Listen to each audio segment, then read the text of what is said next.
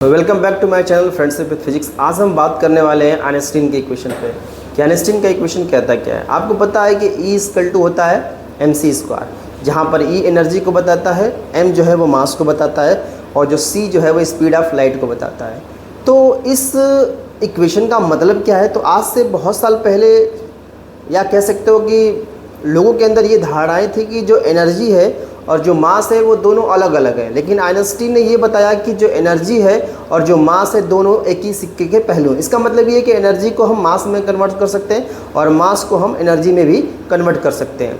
जैसे अगर देखा जाए तो हमारा जो ह्यूमन बॉडी है, पूरा ये हमारा जो शरीर है, ये पूरा शरीर एक तरह से देखा जाए तो एटम से पूरा बना हुआ है और इस हर एक एटम के पास बहुत सारी एनर्जी है। अब इसको कैसे समझते हैं, जैसे अगर हम बात करें E बराबर mc² है और यहाँ पर c जो है स्पीड ऑफ लाइट है जिसकी वैल्यू होती है 3 × 10⁸ मीटर पर सेकंड, लेकिन उसका स्क्वायर है, इसका मतलब बहुत ज़्यादा वैल्यू आने वाली है। मतलब m की वैल्यू को अगर हम कुछ भी ले लेते हैं 1 2 3 कुछ भी लीजिए, तो अगर मल्टीपल होता है c² से तो सोचिए कितनी एनर्जी मिलने वाली है। उसी तरह से हमारी बॉडी पे मास है और उस मास के अंदर बहुत सारे एटम्स हमारे अंदर है, तो एक छोटा छोटा एटम्स के अंदर भी बहुत सारी एनर्जी होगी।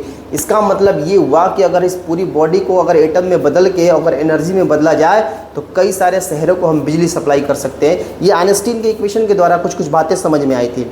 अगर हम देखें तो जो सन का कॉन्सेप्ट है, जो सन हमारे सन है उसके अंदर न्यूक्लियर फ्यूज़न के वजह से क्या होता है कि कुछ ना कुछ मास बाहर निकल के आता है और वही मास जो होता है उसी से एनर्जी बाहर मतलब थोड़ा सा मास निकलता है। जैसे न्यूक्लियर फ्यूजन होता है सन के अंदर में और उस सन के अंदर में न्यूक्लियर फ्यूजन होने की वजह से थोड़ा सा मास बाहर निकल के आता है और जो थोड़ा सा मास बाहर निकल के आता है उसकी वजह से क्या देखने को मिलता है कि बहुत सारी हमें ऊर्जा देखने को मिलती है, एनर्जी देखने को मिलती है, जो आप देखते हो कि सुबह जो होता है ना उसी का कॉन्सेप्ट है।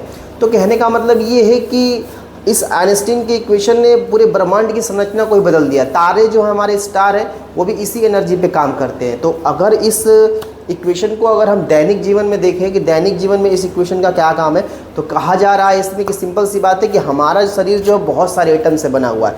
मतलब हमारे अंदर बहुत सारी एनर्जी छिपी हुई है। अगर एक एटम के अंदर इतनी एनर्जी छिपी हुई है, मतलब आपके अंदर भी बहुत सारी एनर्जी छिपी हुई है, बहुत सारी प्रतिभाएँ छिपी होती है। बस उसे हमें क्या होता है पहचानने की ज़रूरत होती है। ठीक है, थैंक यू।